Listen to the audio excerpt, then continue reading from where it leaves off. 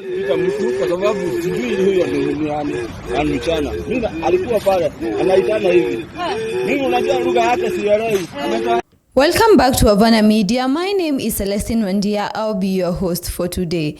And I feel like the Kenyan political scene has turned into a movie that is unfolding in episodes because apparently even the church isn't safe anymore. What started as a peaceful Sunday for Juja MP George Koimburi turned into a political thriller because he was kidnapped right outside Full Gospel Church in Mugutha, Kiambu. And eyewitnesses, including his own wife Anne Koimburi, said two men pretending to be fellow worshippers pounced on the MP as he greeted people gathered. They dragged him into a silver Subaru Forester because of course it is always a Subaru, and drove off and tried to stop them but got injured in the scuffle.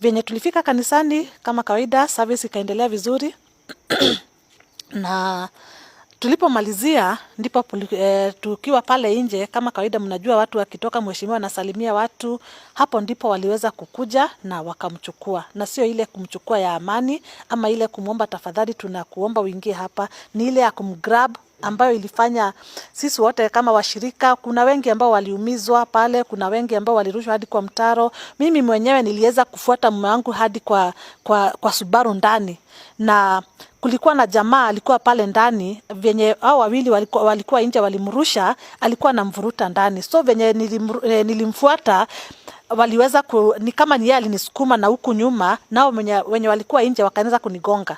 Nikaweza kusikia ni kama nimeganda mkono na nikamwachilia mume wangu mguu, ndio nilikuwa nimemshika mguu, so nikaondokea ama wakanirusha nje, wakanisukuma nje, na hapo wakafunga mlango na wakaweza kuproceed wakaenda.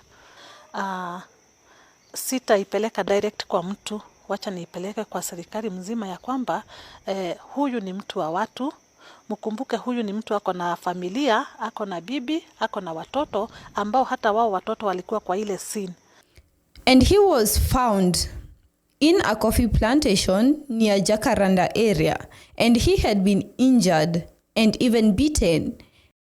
Mtu kwa sababu sijui huyo ni mchana. Mimi alikuwa pale anaitana hivi.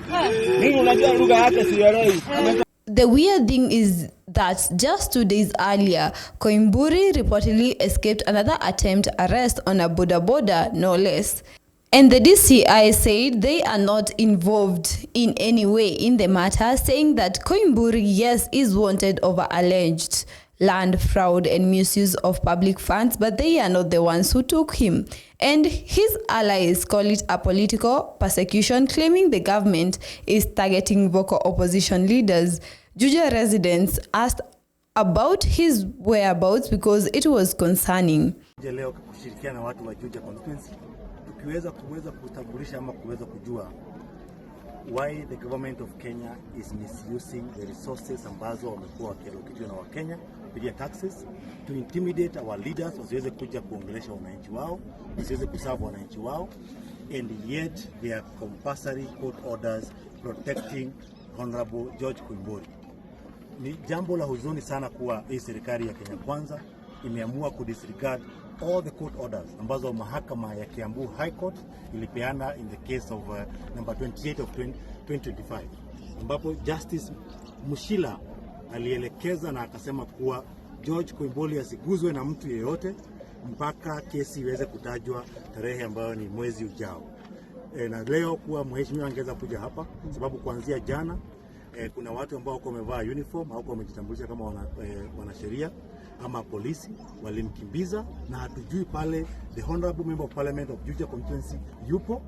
Jambo la huzuni sana kuwa wananchi hawajui kiongozi wao yupo wapi, na la kushangaza sana hakuna statement ambayo imetoka kwa DCI ama kutoka kwa National Police Service ambayo inapeana mwelekezo ama kusema kuwa wameweza kumshika ama wako na yeye ama unajua wapi kiongozi wa Juja constituency yupo. Kwa hivyo tumekuja hapa kama wakili tukidemand that the police service, the Inspector General of Police must remember their mandate under the Constitution, under Article 244 of the Constitution of Kenya, reminds or bestows a duty to the Inspector General of Police that you must respect the Constitution and fundamental human rights while you are discharging your duties. So where there is a court order barring you as Inspector of Police, Inspector General of Police, to arrest somebody, and there is an anticipatory bail which has been issued, then there should be no such action that we are witnessing in Juja, and we therefore condemn it in the highest order, and we can assure you that we are going to move the court for contempt, because that is serious actions which we have been witnessing with this government of Kenya Kwanza, led by His Excellency Ruto, whereby there is total disregard of the order, total disregard of the Constitution, yet our people fought for liberation of this country to get a new constitution. Therefore, we call upon you, His Excellency Ruto, and your regime. You must respect the law. You must respect the Constitution. You must respect the court orders. Yes. We cannot be having court orders in vain, yes, whereby they have barred someone for being arrested, yet yes, the police are being misused to harass and intimidate our leaders. We have other problems of security problems in this country. Wamefungua boda kule northeastern, whereby watu wanaingia kutupiga, wameachilia watu kule, watu na mifugo north, the Turkana side, kuna watu wanaibiwa mifugo. They should be directing those energies of the police officers there. Sio kukuja hapa kuandamiza viongozi wetu, sio kuabduct vijana wetu, sio kuua vijana wetu, and we reject that and condemn it in the highest order possible.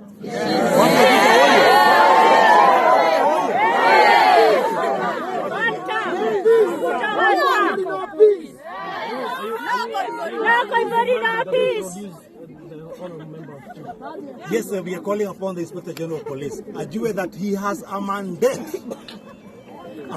to produce the Member of Parliament wa Juja constituency, Honorable Koimburi wa Juja. Yes. Him now. Yes. And he fails to do that, we are moving court, yes, to ensure he is cited on contempt, yes, and we shall also call the people of Juja, yes, to ensure that we close all these roads. Yes.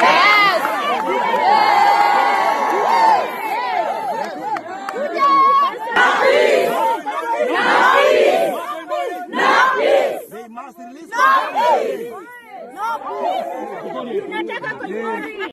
People are now making a joke on social media saying that owning a Subaru in Kenya now requires a background check. And people are asking, so is Koimburi a victim of political games or dodging accountability? Either way, the whole story is so messy. What really happened to George? Was it a rogue operation gone too far? A targeted political silencing? Because those have been happening. And we have not so far got any answers about who is conducting the abductions. And maybe, just maybe, Kenyans need fewer Subarus because those cars have been used in a lot of abductions. Thank you for tuning in to Havana Media. I have been your host, Celestine Wandia. Tell us what you think in the comments below and subscribe for more updates into the Kenyan political scene.